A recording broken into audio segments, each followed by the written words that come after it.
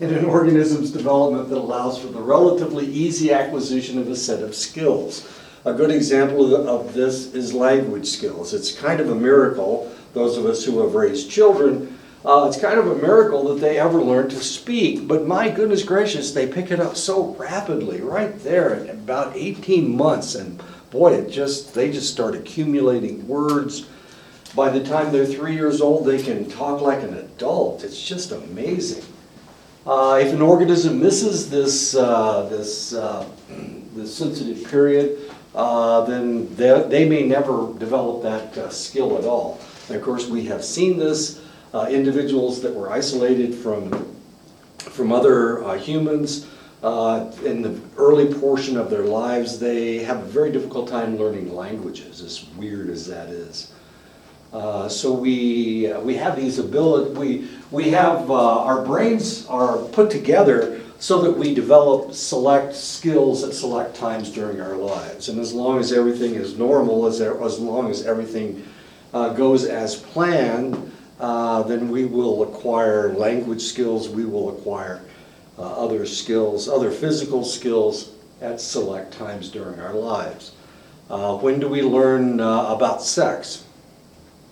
When do we learn about sex? Why do humans reproduce? Why don't they just not reproduce? It's human nature. Sure, but when do we learn about it? How do we know how to do it? When is it that we acquire that information? Puberty. And we start Puberty? to ask questions. So when do you develop your sexual orientation? Around 12 or 13 probably. Your sexual orientation? So before that, you're... But if you talk to people who are gay, they'll tell you that they've always known that they were gay. And I forgot my telephone. See, I forgot my telephone, and you reminded me. I'm stupid, I keep forgetting my telephone. According to Freud, it was when you're like 3 or 4 years old, you acquire this information. We know from looking at individuals that abuse children that they learned to abuse children when they were 3 or 4 years old.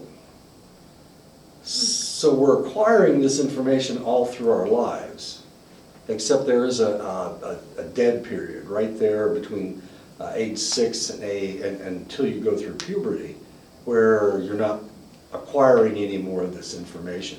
But then during puberty, of course, everything explodes. Wow. So sometimes we need to know what happened to you when you were 3 years old to understand why you have the sexual proclivities that you have. Where did all this stuff come from?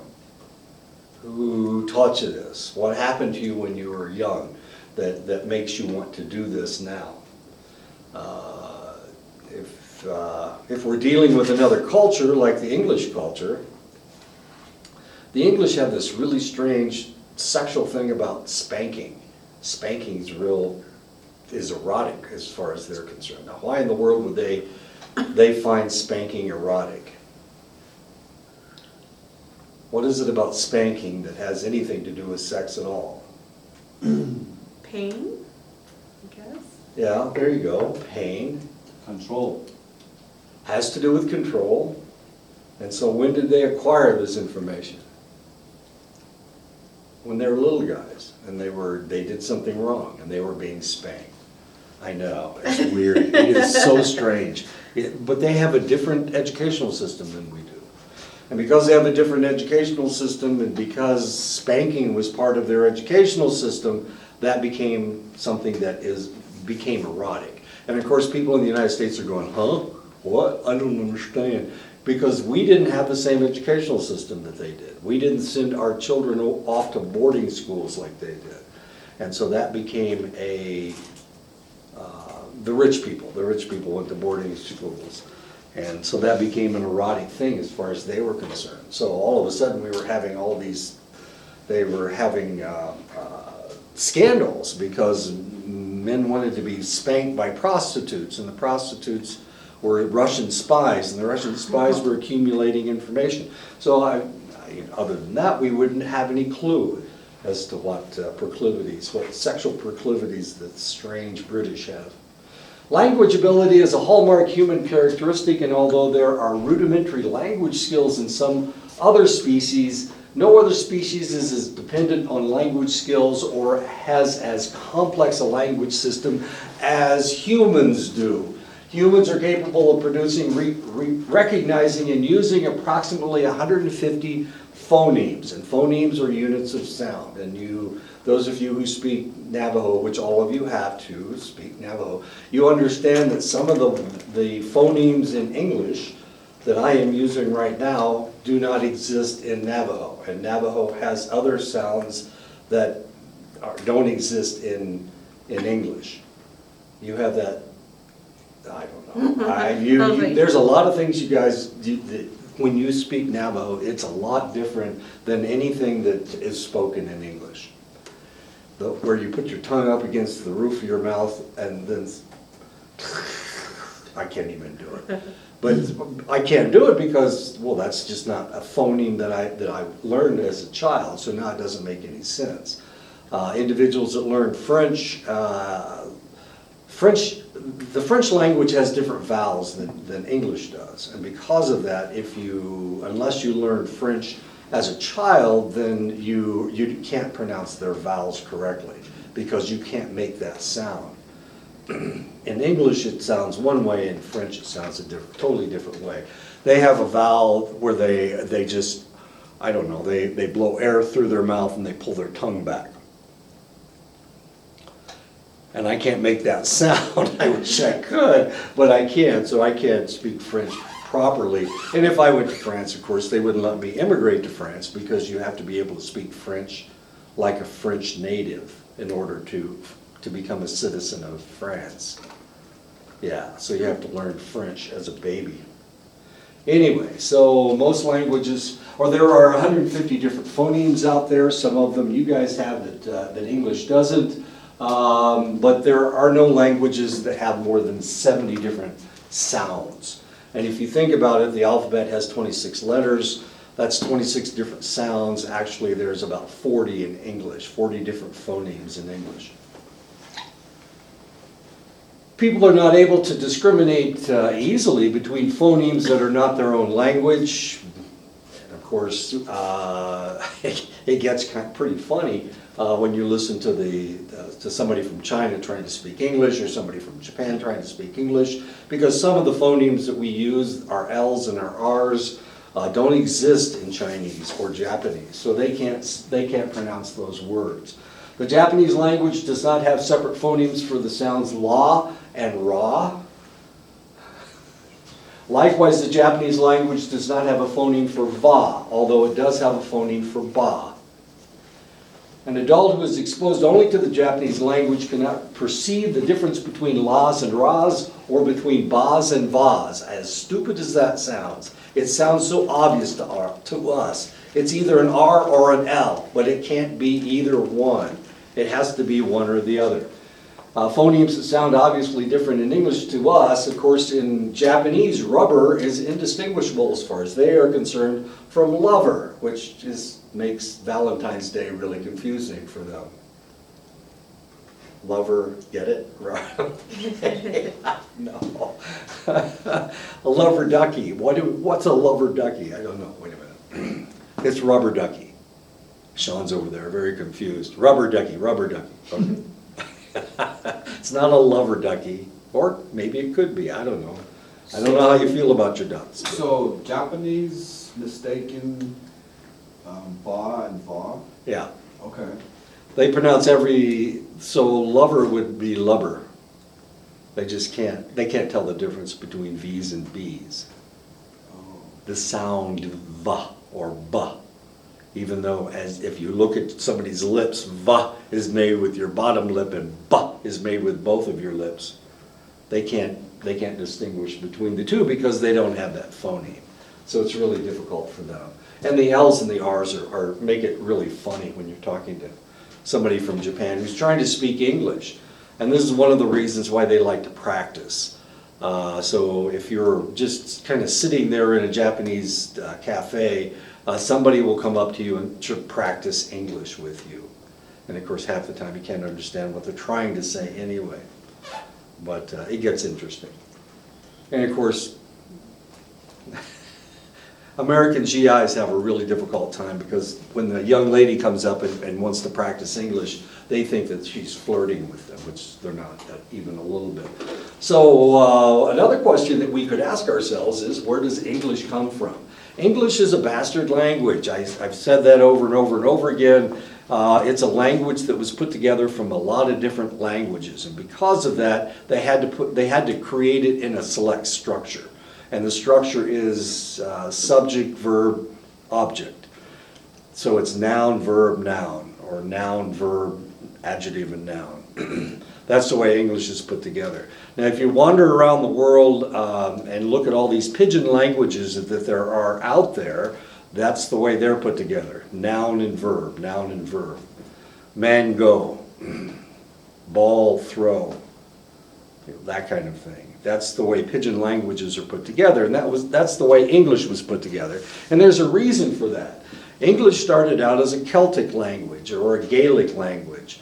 The Celts were in that portion of the world on that island, and then they were invaded by the Anglo-Saxons, or a Germanic tribe.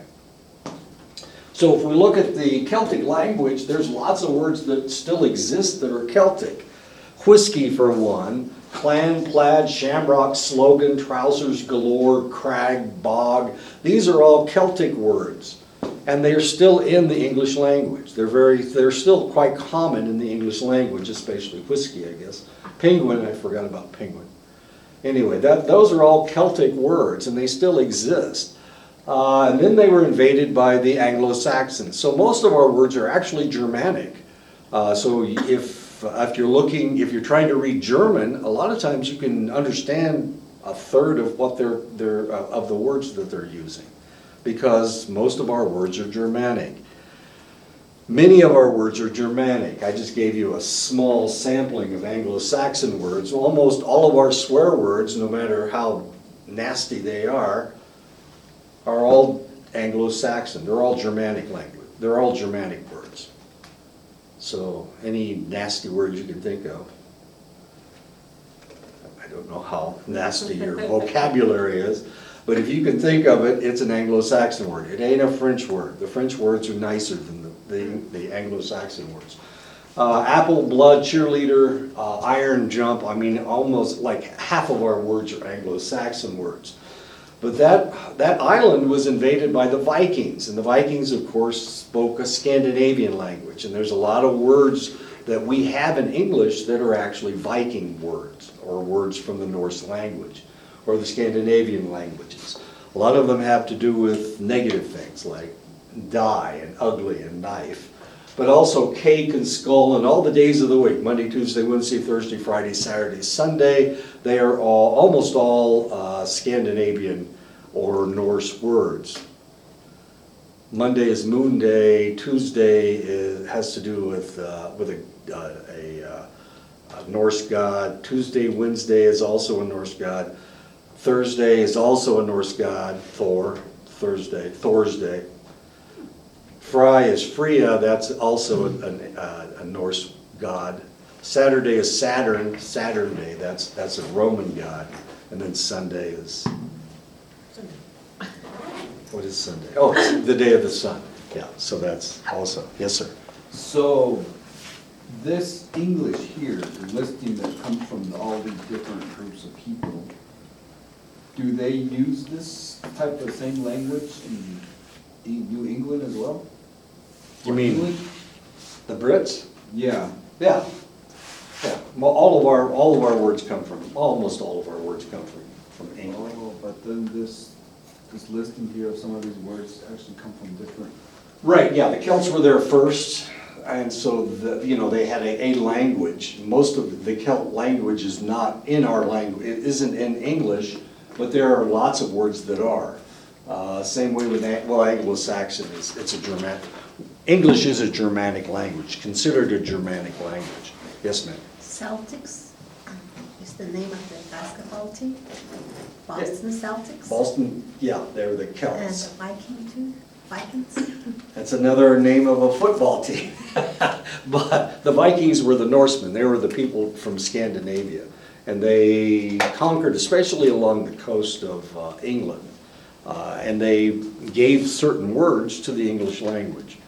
And these are the words that they gave: ugly knife, die, cake, skull, and all the days of the week. Weirdly enough, all the days of the week. Who would have thought that we would have Norse days of the week? Now, the reality is that if you think about it, most people don't acknowledge the fact that the English have Norse blood in them, because the Norse conquered all of the towns along the coast of England. So if it's London, for example, Portsmouth, all of the towns that are along the coast, they were all Norse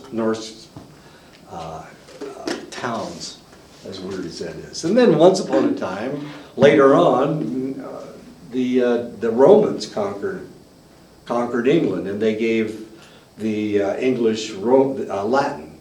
And so a lot of words are Latin words in English, as weird as that sounds. So most of the English language came from overseas, just a cluster of other people going against each other, and it just came to what it is now. Right. Yeah. Why are we making such Why do we speak English? Why don't we speak something else? Well, almost all languages are bastard languages. at this point? At this point, yeah, because everything's mixed together. So then the Romans conquered England, and they gave those words to the English. They mixed them with the Celtic and the Anglo-Saxon and the Viking, and of course casino and agriculture. Most of our verbs are Latin verbs. Bonus, fame, there's just tons and tons of different Latin words. And for that reason, it's kind of difficult to pronounce English words, because some of them are Celtic, some of them are Anglo-Saxon. Celtic is a language unto itself. So the pronunciation of whiskey, for example, or penguin or clan, that doesn't have to be pronounced that way. It could be pronounced in a different way. Anglo-Saxon's German, it's Germanic, so you have to pronounce things the way the Germans pronounce things. Viking is a Scandinavian language. And Scandinavian languages are Proto-Germanic languages. But Latin is a totally alien language to any of those German-like languages. So now we have Latin pronunciation mixed in with all of the other Germanic words.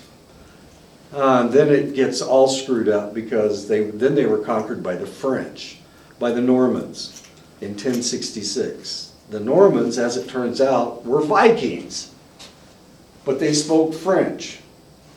I know. 100 years before that, they were allowed to start living in France, these Vikings, and then they changed their language to the French language. And now a lot of our words are French. Priest, infantry, money, jury, aisle, music, lots of them are French words. So as you can see, in order to speak English, you need to understand where the word came from as to how you pronounce the word. That's one of the reasons why English is so difficult to pronounce. Rendezvous. Yeah, so Some people, they pronounce knife, K-knife. that's incorrect. You don't pronounce the K. You don't pronounce the K because it's a Viking word. Actually, the Vikings pronounced it knife. K-knife? That's why the K is there. The K is there because they pronounced it knife. So, why can't we still do that? Why can't you? What happened to saying, oh, the K is silent? How come we can't still pronounce it? Why not just spell it without the K? True. Okay. So, Knife. what happened? What happened? Did we just say, you know what, let's just make it harder to learn the language? No, that's not what we did. If you went back 500 or 600 years, that would be pronounced knife. Mm-hmm. And knave. And what else? There's another K word, Canute. Canute is a name. It's spelled Knute, Knut Rockne. So Well, it's like a past for knife, it's not, it's knives, it's knife. Knives. Yeah. We all agree that it's not pronounced knife. It's not pronounced knife. We all agree that it's pronounced knife. Or do we? Sure we do. Yeah. I'm starting to question a lot of things right now. Why make the K silent? Who went through all this trouble just to say, you know what, let's just leave out the K? Or no, let's just say the K's still there, but let's just not pronounce it. Right. Why? Why not? This is so frustrating. Of course it's so frustrating, and that's what makes English such a difficult language to learn, because you have to learn all the rules, and all the rules refer to almost each and every word has their own rule. My wife can spell and I can't, and the reason I can't spell is because I can't tell the difference between an E and A and or a E and an A, or an O. Sometimes it's an O. I can't spell because they all sound the same to me. Mhm. But she can spell because, well, she's seen the word for one thing. So you pretty much, I mean, why in the world do you pronounce that aisle? Why would you pronounce that aisle? What happened to the S? What happened to the A? Why in the world do we pronounce it the way we do? Well, we pronounce it the way we do because it's French. So you have to know the derivation of a word in order to understand how to pronounce it. And there are arguments as to the English may pronounce something differently than we do. Schedule, for example. Schedule. It's schedule, right? They pronounce it schedule. Aluminum. We pronounce it aluminum. They pronounce it aluminium. Who's right? Well, in the United States, you pronounce it aluminum. In England, you pronounce it aluminium. It's kind of like that one funny video by Kay and Peele. Those comedians. There's like a substitute teacher, and he goes to a class and he starts reading all the students' names. Oh my And then God. there was a guy Aaron. named Aaron. He goes, A- Aaron. He started calling him Aaron. And like, what else was it? D nice. Yeah, Denise. D nice. He's all D nice. Aaron. He's all saying stuff like that. Oh, you think that's funny? When I was in Los Angeles, we were doing educational research. So we had to go into classrooms, junior high classrooms, and pronounce people's names. We had to read all people's names. Well, I speak Spanish, un poquito, well, not good enough to they all laughed at the way I pronounced all their names. Cepeda, for example. Evidently, Cepeda, if you pronounce it incorrectly, it has something to do with male genitalia. And boy, I'll tell you what, I got the horse laugh every time I had to pronounce Zapeta or Cepeda. And then they would say, oh, it's not Cepeda, it's Cepeda. Sounds the same to me. Anyway, yeah, so English is a really screwed up language. Yeah. It is, because we have words from different derivations, and you have to pronounce them by that derivation. And of course, knife is really kind of interesting that they have left the K there. Why? There's no reason to do that. And of course, knave has a K in front of it as well, or night. So how can you tell the difference between the time of day, night, and the guy in the Yeah. steel clothes? How do you tell the difference? Well, you can't tell the difference. They're pronounced exactly the same. But, that's English for you. It's all screwed up. Research suggests that young infants can discriminate among all the phonemes that humans are able to produce, and that's 150 different sounds. Native English-speaking babies of 6 to 8 months can reliably distinguish between two sounds from the Hindi language, despite the fact they do not exist in English. But 10 to 12-month-old native English speakers cannot. They lose the ability to tell the difference between all of these different phonemes. And that's where the break-off is, somewhere between the the 8th month, and the 12th month. They lose the ability to distinguish all of these different phonemes. Even 4-day-old infants already show a preference for the rhythm of sounds from their own language over other languages. So they want to hear the way that you speak. They understand the way that you speak. If you're speaking English or you're speaking French, even if it's the same person speaking French and speaking English, and they have an accent, it really doesn't make any difference because English has a specific rhythm that French doesn't have. And of course, I think, well, we talked about this last time. Navajo, you put your verbs at the end, right? But see, in English, you never do. The verb is always in the middle of the sentence. You have a noun, a verb, and then an object. So it's noun, verb, noun. But in Navajo, it's at the end. So your action word telling you what's happening in the sentence is always at the end of the sentence. German's the same way. So if you're speaking German, of course, it has a different rhythm because the action verb or the action word is at the end of the sentence, just like in Navajo. This research suggests that we are biologically prepared to attend to human speech as we come into this world. That's how we get along with each other. We learn our language, and then we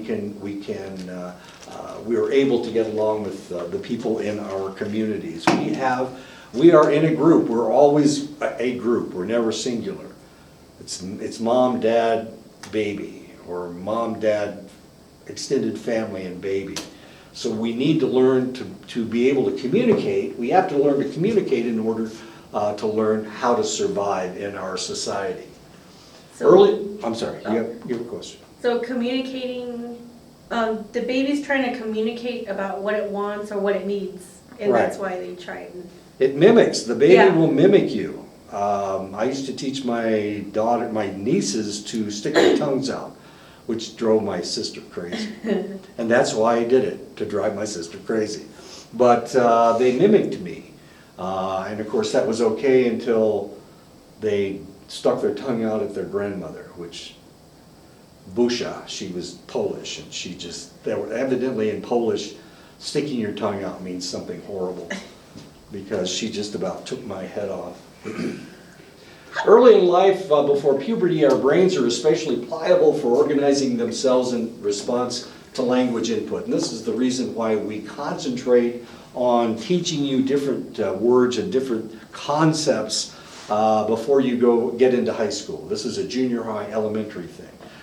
So if you think about it, you do a lot of reading, you do a lot of talking, you do a lot of reciting in elementary school. And that is so that you can acquire the language skills that you need to survive in junior high school and high school.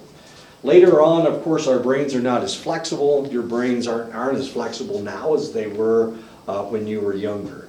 As you wander into your 20s, your brain becomes hardwired. And pretty much after that, it's not as easy for you to learn new concepts. Humans are better at acquiring and mastering languages early in life, and this is the reason why you should learn a foreign language before the age of 12.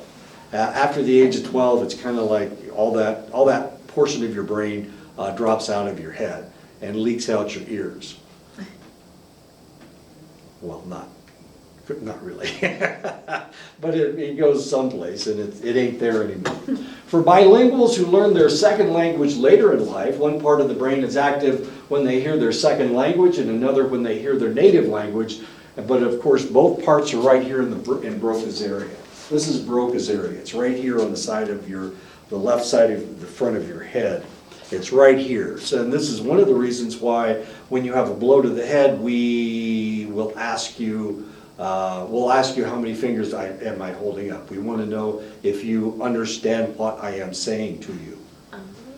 Oh, yeah. So if you get a blow to the front of the head or to the side of the head, we start talking to you, trying to determine if you can actually understand what we're saying. Bilinguals who learned their second language early in life showed activation in the same part of the brain, regardless of whether they were hearing their second language or their native language. So if you spoke two languages as a child, as an infant, as a small toddler, if you learned Navajo at that juncture in your life, then Broca's area, it operates in the same at the same intensity. If you learned it later on in life, like how many of you learned it later? You learned it later? You learned it later? You learned it when you were a kid? You didn't? Okay. So right now, this is what's happening to you. You've got two areas of your Broca's area that are being activated when you speak Navajo or when you speak English. But if you learned Navajo as a child, like Doris didn't you learn it as a child? And you also spoke English as a child. Okay. So when she speaks Navajo, there's no difference between the areas of her brain that light up, because she knows both languages. She learned them both simultaneously. And so she can actually bounce between one language and the other a lot easier than you guys can. Potentially what you have to do is think in English and then speak in Navajo. But she can just bounce back and forth, because that's her Broca's area has taught her to do that. Once upon a time, we thought individuals that acquired more than one language, they were more intelligent than people who only knew one language. But now we know that it just has to do with this little area of your brain right here. And of course, it's wonderful to know more than one language. Who was I talking to? They knew 5 languages. Melania Trump knows 5 languages. But none of them are Russian. She says it. Okay, so we're talking about culture in early childhood. Keller in 2000, this is fascinating research. They were trying to figure out how people interact with their infants. So in 2007, Keller looked at rearing practices in urban middle-class Germans, Greeks, Costa Ricans, rural Indian Gujarati, and Cameroonians. So this is, Gujarati of course is in India, the Cameroon is in Africa, Costa Rica is Central America, Greece is Southern Europe, and Germany of course is in Northern Europe. So we've got people from different areas of the world.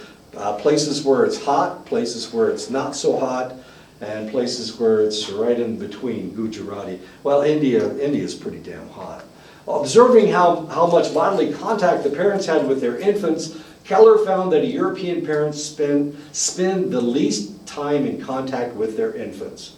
The Europeans. I know that's a shock to you that the Europeans are more cold-blooded than everybody else, but the reality is they do. They don't touch them nearly as much. Now this doesn't make a whole lot of sense because it's hot in all of these places. So you would think if it's hot, you wouldn't want to pick the kid up very much because they get too hot. But the reality is it's the Germans that touch their children far less. But it gets kind of interesting after this. So the Germans actually not considered Europeans? No, they are Europeans. Oh. So they're representative of Europeans. Oh. Okay. But Greeks are Southern Europe and Germans are Northern Europe. Oh, okay. So they're comparing Southern Europe, which is a little bit different. And the lady in the picture is German. She's got blonde hair. Boy, that is really blonde hair. She's got a suntan though. The infants from the other cultural groups spent the majority of their time being held by their mothers, whether it was Greece, Cameroon, the Gujaratis, or whoever.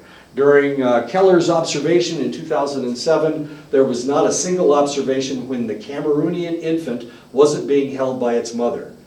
So they maintain contact with their babies all the time, continually, until they grow into toddlerhood.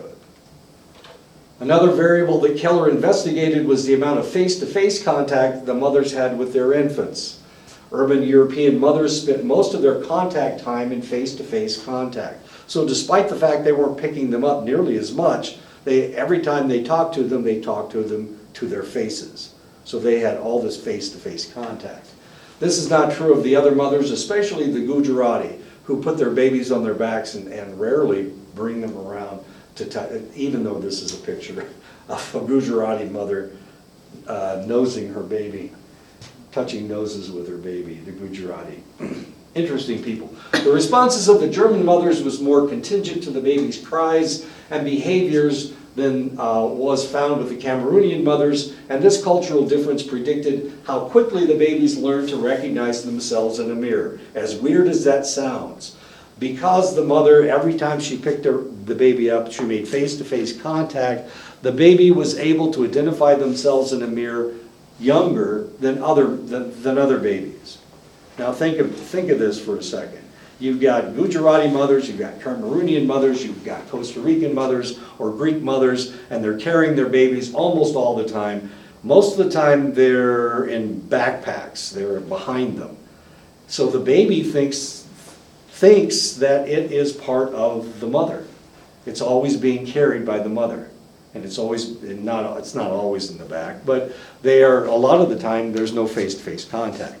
The mother responds immediately to anything that the baby needs.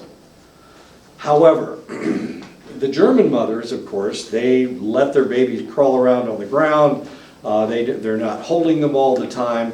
So this individual, when they pick up their babies, the baby knows that they are an individual because all they need to do is cry and mom comes and picks them up.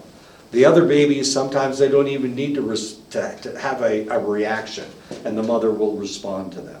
So they don't recognize the fact that they are individuals, that they are separate from their mothers, because they don't have to. If they think it, their mother does it. But the German baby, the baby has to cry before the mother will respond to it. And so the baby realizes it's a separate entity from the mother earlier because of the way that she treats it. The more responsive the mother were to their cries, the younger the child was able to show self-recognition skills. So the baby needs to cry before the mother will respond to it. So the baby realizes that it's not part of the mother. It's an entity unto itself, as logical as all of this is. So being close to your baby, or like how they're like having them on their back or Right. things like that, that's bad, or? No. It's just different. The baby won't realize that it's a separate entity as early as if. Oh, okay. Yeah. So it all has to do with culture. And one isn't good and the other isn't bad. It's just different. That's all. And this is one of the things they discovered. Learning that others will respond to your cries facilitates infants' recognition that they have a distinct identity. And that's what I've been talking about here for the last 5 minutes. Urban European babies tend to occupy their own physical space, and they're often in face-to-face contact with their mothers, putting them in a position to interact with their mothers as separate beings, as in turn-taking conversations, and their mothers are more responsive to their individual needs. So the Cameroonian babies, of course, they are responded to without them interacting, without any interaction. But European babies, they've got to cry. They've got to tell mom, hey, I'm hungry. Okay. And then the mother responds. So they learn individuality a lot earlier than the other mothers. In other cultures, infants share the same physical space with their mothers. But Europe, as far as Europeans are concerned, they don't. They let them crawl around on the ground.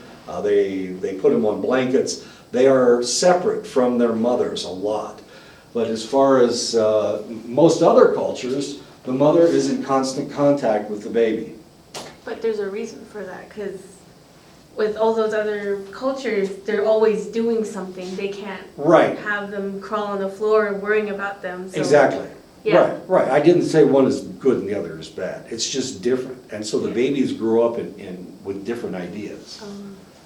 Mothers are not as likely to be in a position to interact with their infants through face-to-face contact because the babies are on their back. As you can see, she's working. I don't know what she's doing here. She's doing something and the baby's just holding on to her back. So it's different, it's just different.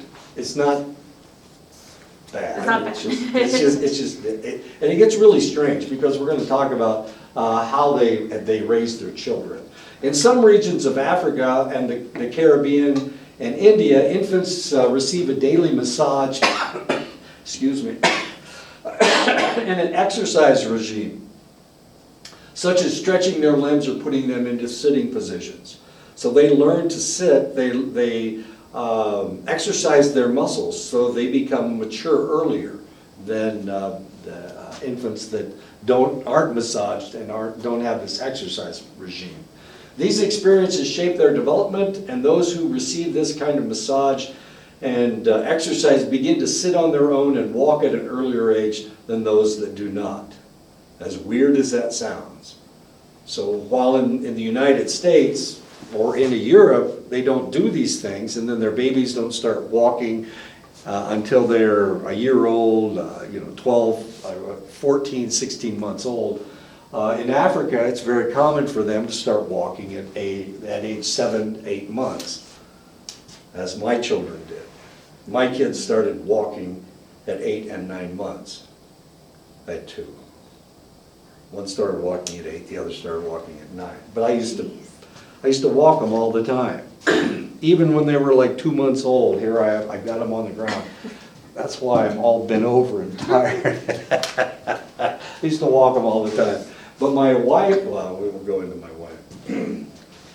She didn't like them as much as I did, I guess.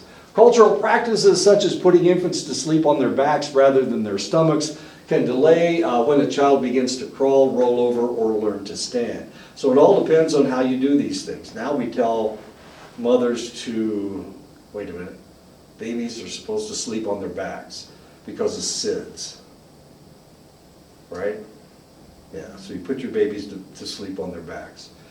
In the old days, they used to tell you to put them on their stomachs.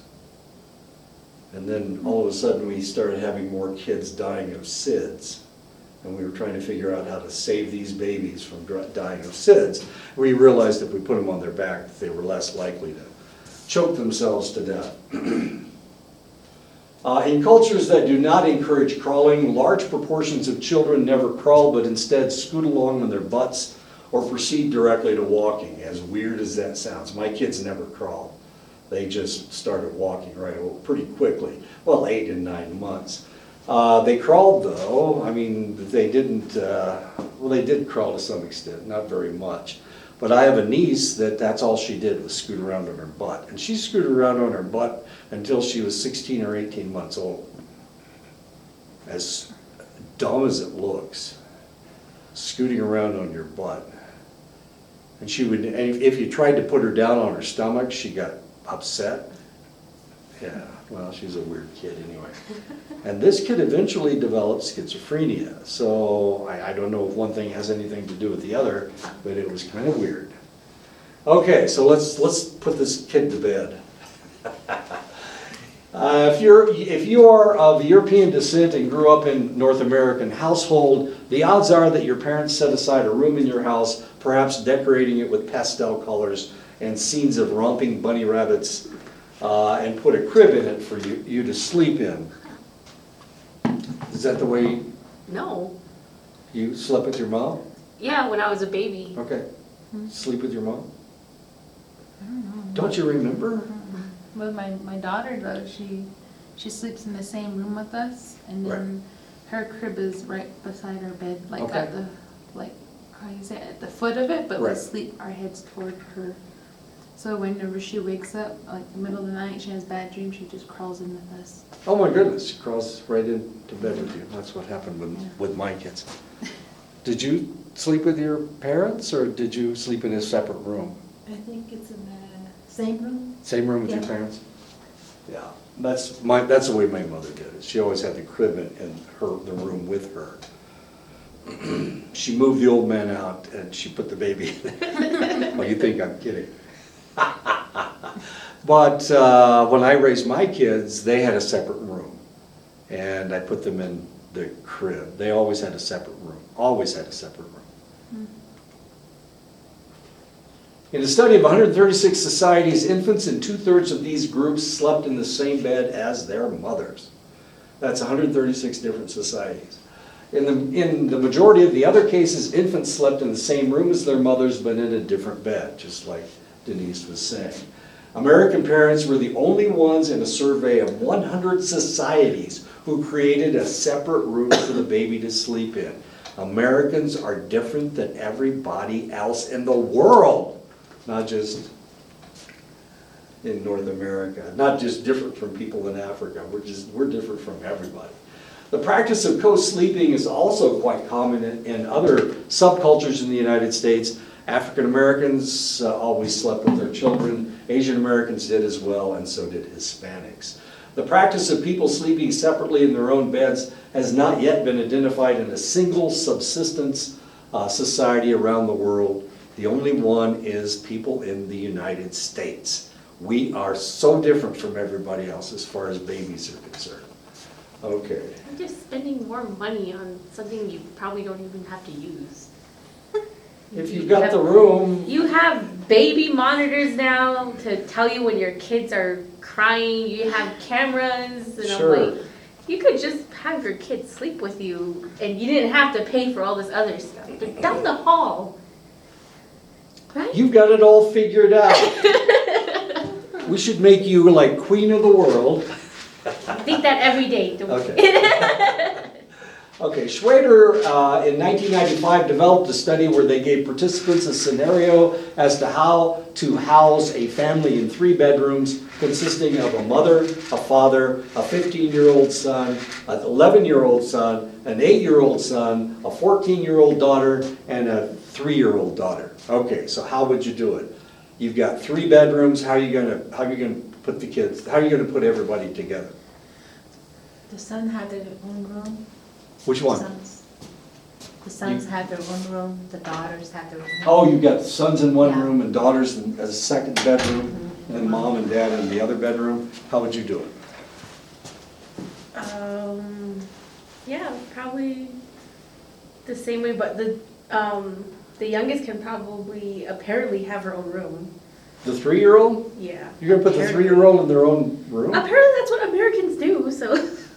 Well, yeah, but you Yeah, only, but I like her idea though. You have. well, you only got 3 bedrooms, so you don't have a choice. Yeah, So you're gonna put the 14-year-old daughter in with the 3 3. sons? No, put all the sons in one room and put all the daughters in another room. Okay, daughters, and then mom and dad in their Yeah. separate bedroom, okay. Yeah, same. Okay. So how do you wanna do it? We got 3 bedrooms, we've got 5 kids, and mom and dad. Mom, Navajo ways to actually separate the boys and the girls. I'm saying, how would you do it? I would do it that way. Okay, you're gonna do it Yeah. the Navajo way. Okay, so how do you do it?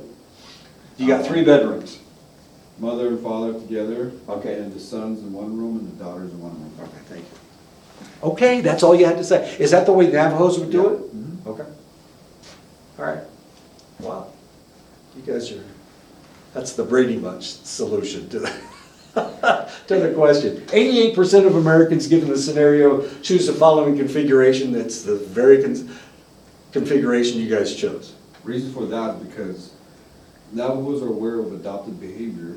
If you were to put an older sister with a younger brother, that younger brother's gonna grow up and start acting like the older sister as he ages. The same goes the other way too. 88% of Americans would agree with you, or at least they would configure it exactly the same way you did. And of course, if you watch the Brady Bunch, they had 6 kids, 3 daughters and 3 sons, but all the girls were in one room, all the boys were in another room, and mom and dad got to sleep together.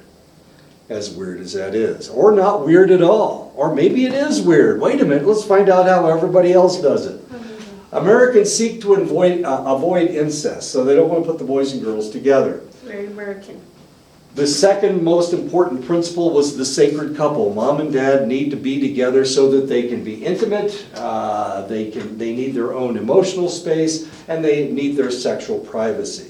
Mom and dad, as horrible a face as you make when you think of mom and dad having sex, don't worry about it, mom and dad will do it. Even when they get to be 300 years old, they're still going to need their sexual privacy. The third most important principle is the autonomy, the belief that young children who are needy and vulnerable should learn to be self-reliant and take care of themselves. This is an American concept. We try to make our children self-reliant. That's what we want. So we put the kids in a room by them without the parents. That's what we do, because we're trying to make them self-reliant. When people in India were given the same scenario, they based their answers on the following 4 criteria. They wanted to avoid incest. Post-pubescent children of the opposite sex should not sleep in the same room. So they didn't want to put 14-year-old daughter in with 15-year-old brother, which happened on the Brady Bunch. Remember? Well, maybe you guys didn't see that episode. They needed to decide. There was a free room upstairs. It was up in the attic. And Greg wanted to move in and Marcia wanted to move in. And they argued about who would get the room. Eventually what they did, they partitioned it off, but you got Marcia over here and you got Greg over there. Eventually they both moved back downstairs to be with their brothers and their sisters like they were supposed to be. Protection of the vulnerable. Young children should not be left alone at night. Uh-oh, now we got a problem, because we can't leave the 3-year-old all by themselves in a room with somebody that can't take care of them. The female chastity anxiety. Post-pubescent females should always be chaperoned. So she needed to be chaperoned. The 14-year-old needed to be chaperoned by somebody. Respect for hierarchy. Post-pubescent boys are conferred social status by not having them sleep with parents or young children. So the older boys needed to be in a room all by themselves. Now this is a tough one, because we've only got 3 bedrooms, and we've got 7 people to put in those bedrooms. One of the most popular configurations from India involved bedroom 1, mom and dad, and the 3-year-old, because the 3-year-old needs, well, there you go, that's Denise's solution to the situation. Bedroom 2, 14-year-old daughter and 8-year-old son. Disagreeing with Sean and how he would keep the 8-year-old boy away from the 14-year-old girl, because he may turn into a 8-year-old girl by being around his sister. And the last was the bedroom. The 3rd bedroom had the 2 older sons in it, 15-year-old son and 8-year-old son. Okay, that's the most popular configuration in India. Different ideas, different culture, just different ideas. A second popular Indian configuration involved bedroom 1, the father and the 8-year-old son. The bedroom 2, the 15-year-old son and the 11-year-old son. And in bedroom 3 were all the girls were in bedroom 3. Mom, the 3-year-old daughter, and the 14-year-old daughter. Because remember, she needs to be chaperoned. Yeah, she can't be in there all by herself. I don't know if an 8-year-old boy can chaperone a 14-year-old girl, but this is the configuration they came up with in India. North American children live in an environment where they are by themselves from a very early age and must cry out to their parents when they have needs to be taken care of. This is the way it works in North America. Children from many other cultures, in contrast, may live in an environment where their mother is always around. Often, as in many cultures, the children are literally carried by their mother throughout the day. Mothers do not need to be called to, as they are always present to respond to their child's needs. So you can imagine that these children grow up differently than they do in the United States. In the United States, we are learning autonomy. We're learning self-reliance. But in Africa, in many of the African countries, since mom has such control over her children on a continual basis, their culture is completely different from the culture in the United States. Okay, so we're done with raising children now. We're worrying about where to put all 5 of those kids in the bedrooms. When I was growing up, it was a little bit different. My mom and dad didn't sleep together because they already had 6 kids and they didn't want 7 or 8 or 9. So I know. So they used sleeping arrangements as a means of birth control. Of course, this was in the 50s. And in the 50s, birth control is against the law. So the only way to not have babies was not to have sex, as weird as that sounds. Oh, you're laughing, you think it's funny. My poor parents, there were no birth control pills. You could, I guess you could buy condoms, but you had to get a prescription from the doctor to buy condoms. Weren't they made out of like sheepskin back then? No, oh, no. They were latex. They were still latex, but I mean, it was a rarity. It was something that it was hard to use any form of birth control other than. But even then, like when you see like old movies and the mom and dad usually sleep in separate beds anyway. Right, So. right. Well, who the hell can afford 2 beds? True. Okay. Yeah, well, think about it. Well, the thing about that is that it depends on their age. Mm. The older they get, they separate. Well, When they're it's, young, yeah, they were in one bed. well, in some old movies, they sleep in separate rooms. As weird as that doesn't seem right to me. Anyway, and when my mother was growing up, they had one bed in the whole house. And the 3 daughters slept, luckily my mother was only 4'8", and her 2 sisters were not that much taller than she was. So they were able to sleep in that one bed. It was a double bed, but they were all 3 able to sleep in the bed, but they slept sideways in the bed. Yeah, I've heard stories like that. Yeah. In that house. Yeah, and all the boys slept downstairs, or the boys and the mother slept downstairs. The mother actually slept in the same room with her daughters. That one slept on sheepskin. Yeah, well, Not they slept on the floor. Slept on the floor, or they slept on blankets, but none of them slept, there was only one bed in the whole house. But, of course, that was during the Depression, so totally different situation. Okay, well, we've talked about how people should sleep. Oh, what I told you that there were 6 kids in my family, and my mom always slept with the babies, whoever was the youngest, and sometimes she slept with 2 of her babies. I slept with my dad, and my 2 sisters slept together, and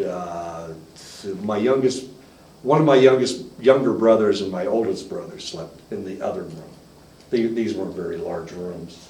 They were all single beds, except I slept in a double bed, and my mom slept in a double bed. But I slept with my dad. Birth control.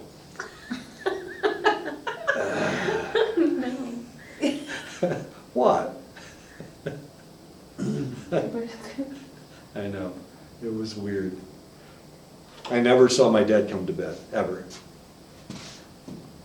Well, he always stayed up later than I did. I'd always go to bed and fall asleep, so I never saw him come to bed.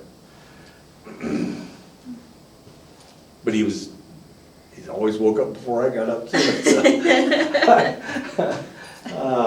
So I never saw him. In 1971, Baumrind published a tripartite typology of parenting styles. Now these parenting styles, as we've been talking about all these cultures, you can imagine that these parenting styles do not fit other cultures. They only fit the American culture. The authoritarian parenting, these individuals have low levels of warmth or responsiveness by the parents to the child's protests. This is the Victorian era way of raising your children. You raise them with very little affection. So if you watch old movies, potentially they were being treated relatively poorly by their parents. And this is the authoritarian parenting. In the 1970s, things changed. In the 1970s, they realized that we needed to give affection to our children, and at that point, the authoritative parenting style came to be. It was child-centered, fairly child-centered. The parents maintained high expectations of maturity for their children, so they pay a lot of attention to their children. The authoritarian parenting style, you did what you were told, and if you didn't do what you were told, then you were punished for it. The authoritative parenting, there was a lot of talking involved. And I'm not exactly sure how much the children really enjoyed being talked to that much. The last is permissive parenting, and this came to be with the hippie movement of the late 1960s and early 1970s. These parents were very much involved with their children. They expressed parental warmth and responsiveness. to their children, but they had very few limits and controls over their children's behavior. So they pretty much let them do whatever the hell they wanted to do. And a lot of the kids didn't turn out very well, unfortunately. These kids turned out pretty good. These kids were rebellious against their parents eventually. When I went to college, of course I went to college and started college in 1967, there were a lot of individuals that I went to college with who studied what they were told to study by their parents. Now that's okay, I mean, at least they had a direction and they passed and they did very, very well. A lot of them became doctors and lawyers, but a lot of them didn't want to be doctors and lawyers, and they died young. Yeah. It's really kind of tragic. If you look at my graduating class, about a third of them were doctors. About a half of that 1/3 of my class are dead already. And the reason they're dead isn't because they worked themselves to death. It's because they were in a job that they hated, they disliked. They didn't want to be doctors. But they became doctors for two reasons. One, because they were told to, and two, because they made a lot of money. And neither of those reasons are good reasons to do anything. Can you imagine if I had to stand up here and I didn't like doing this? How horrible it would be? Can you imagine? I just took on a 7th class. Now, why the hell would I take on a 7th class if I hated teaching? I must either like you guys or I like teaching. Well, actually, I like both. But you can imagine how horrible it would be. Doing something that you hated. Yeah. It would kill you. I mean, eventually it would kill you, and it killed those guys. As sad as that is. Maybe it's because you're doing Navajo as a huge favor. For real. Thank you for being here. Yeah. Well, no, for real. Yeah, I love you guys. I told you guys the first year I taught that I love you guys, and that's the reason I'm here. And if I didn't like you guys, I wouldn't be here at all. It would be impossible for me. It's tough being away from my wife. Yeah. I know, she's so much fun. You said that like, yeah. She's okay. We have See, that that's recorded. that's on tape, okay. While Western parents are more demonstrative than most other parents, Chow in 1994 argues that training is a core part of Chinese parenting. Training. Now that's something that we don't do in the United States. We don't train our children to do things, except authoritative parenting. Authoritative parents. We don't have that many authoritative parents anymore. It is an effort to have the children adhere to socially desired behaviors, often by providing the child with explicit examples of proper behavior. And it entails much devotion and sacrifice on the part of the parents. It's not easy to be a Chinese parent, because you have to be mean to your kids, for one thing. And the other thing is you have to pay a lot of attention to them. You have to make sure they do everything right. So it takes a lot of time as compared to American parenting. Contrary to Western findings, strong parental control has been found to be associated with increased family cohesion, perceived parental warmth, and acceptance and better academic achievement in China, Japan, and Korea. And this is the way it is in East Asia. She's feeding her that food because that food is good for her. Even though, as you can see, she's holding her chin. Okay, that's the way they do things in China.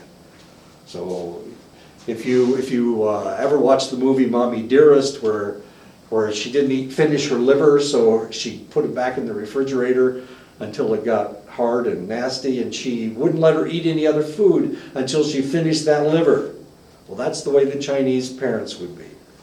No more wire hangers. I don't know if you've ever seen the movie. That's the only line that I remember from the movie, but she was really mean to her daughters. But the reality is that's the way Chinese, Japanese, and Korean mothers are. They want their children to succeed. Now this is weird. It's a totally different society. In the United States, we're individualistic. But in China, Japan, and Korea, it's a collectivistic society. So since it's collectivistic, in order to survive in that environment, you have to do what you're supposed to do. So it's mom's job to teach you to do what you're supposed to do. They're having a lot of trouble in China, Japan, and Korea right now because they're watching too much American television. And so they're learning individualism. Now, it's really curious what's happening because if you watch the Oscars, the film of the year was a Korean film.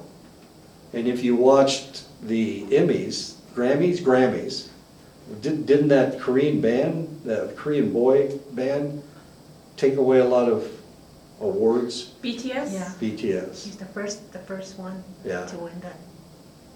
Yeah, that's weird. What's going on here? Are we being taken over by the Koreans? There's a YouTube channel I watch, and a lot of them are from Japan, China, and Korea. And Korea. And they just came out with a video, and one of the girls and her guy friends, the girl's from Korea, and I believe the guy is from China, but they came to North America. They said the same thing. Their parents were like saying, "Hey, you should be a lawyer, or you should look into like med Right. school," and they said they didn't want to do it. They're YouTubers now, and the guy makes like $1 million per video. Oh my goodness. And the girl bought her mom a house because they didn't want to do any of that stuff and they Right. wanted to do something they liked. So now they said their parents don't complain anymore because they're making more money than Well, the than they doctors. would And Well, it's kind of interesting if you watch Bob Hart's Abishola, which none of you guys watch, but it's about an American guy from Cleveland, fat American guy from Yeah. Cleveland, who falls in love with a Nigerian woman. And it's really kind of interesting to watch the conflict going on between the two cultures, the Nigerian culture, which is more collectivistic, and the American culture, which is more individualistic. But one of the things, she's got a son, and she wanted her son to be a doctor, but her son wanted to do something else. yeah. And it's really fascinating to watch the clash of cultures on that television show. It's just fascinating. European American high school students viewed any pressure by their mother to be largely negative and indicative that they didn't feel supported by their mother. So in the United States, an individualistic country, if the more pressure that your parents put on you, the more unsupported you feel because they don't agree with what you want to do in life. Okay, and this was what the deal with Bob Love's Abishola was the fact that her son wanted to do something other than be a doctor, and she agreed to allow him to do both of them. But if he couldn't make any money at the first thing, then he wanted to be a choreographer. Oh. Oh, he wants to be a choreographer. And so he has to go to school to be a choreographer and a doctor. And of course, if he can't make any money being a choreographer, then he has to finish his medical school. Asian American high school students didn't view maternal pressure in negative terms. As a matter of fact, Asian American children, if they were not being pressured by their parents, felt like their parents didn't love them. In the United States, the less pressure your parents put on you, the more you feel like they love you. But in China or Japan or in East Asia anyway, an adolescent that is not being pressured feels rejected. As weird as that sounds. However, authoritarian parenting styles are, as defined by Baumrind in 1971, have been found to be associated with more stressed mothers and to lead to increased psychological maladjustment among children across a variety of both Western and non-Western cultures, including the Chinese culture. So it really all depends on how the parents treat their children. In general, children are less happy with strongly controlling parents, and this effect is found across many different cultures. There are obvious differences between the parenting philosophies of North American and Chinese parents. North American children come to learn that they are independent agents to which their mothers respond, whereas the Chinese children learn that they are relational beings who need to respond to their mothers and their culture. In order for you to get along in China and Japan and Korea, you need to be just like everybody else. And if you're not, then now we got a problem. They've got a really serious problem. In the United States, if you act like everybody else, now we got a problem, because now you're a follower instead of a leader. You're supposed to be a leader in the United States, and you're supposed to be a follower in East Asia, as strange as that may seem. North American mothers are more likely to discuss their child's successes and positive emotional experiences with them, thereby emphasizing what the child is able to accomplish. We try to build them up. In the United States, we build up our children. In East Asia, it's not that way. Chinese mothers are most likely to call attention to their child's mistakes and transgressions, thereby elaborating on how the child needs to change to fit in better, because it's a collectivist society. Therefore, they need to change to be better. How can I, if they get 100 on the test, well, why didn't you score 110? I mean, that's the way a Chinese mother is. They call them tiger mothers, of course. And they never say anything positive to the child, because they feel if they say positive things to the child won't try as hard next time. But in the United States, of course, that's how we get our children to do things, is by praising them. But in China, that never happens. In East Asia, that never happens. Around the age of 18 months, young children enter a period of accelerated word learning when their vocabularies begin to increase dramatically. If you've ever been around an 18-month-old, they'll pick up everything, including your brother using the F-bomb, dropping F-bombs all over the place. That will become that baby's favorite word. So be careful at your brother saying the F-bombs. A great deal of research has indicated that this increase in vocabulary is not distributed equally across all different forms of words. The first words that children learn are nouns: cup, backpack, plastic, telephone, computer. These are all nouns, and these are all the first words that they learn. They don't need any other word, because then the baby can say drink. Wait a minute, that's a verb. No, but it can be also a noun. Okay. Which means I want a drink. Damn it, give me a drink. What's wrong with you? There's a great deal of evidence that North American children tend to learn nouns much quicker than verbs. Why? Because the English language, remember, the English language is noun, verb, noun. So the individual will be hearing at least 2 nouns in any sentence, at least 2 nouns and only 1 verb. The verb is in the middle. That's not the most important place. Most people will remember what the first word is and what the last word is, but they don't remember what's in the middle. Now, individuals that speak a language that has the verb at the end, they will learn verbs more readily than nouns. As confusing as that is, and that's what happens in China. And Korea is a little bit different. The Korean language is not the same as the Chinese language. If you've ever seen the Chinese and the Japanese have the same basic vocabulary, but the Koreans have a totally different vocabulary. And actually their language is more similar to English than it is to Chinese. So they don't learn either nouns, they don't have a noun bias like other people do. That's a North Korean baby, by the way, with a machine gun. Well, if we have to stop right here, we'll pick this up next time.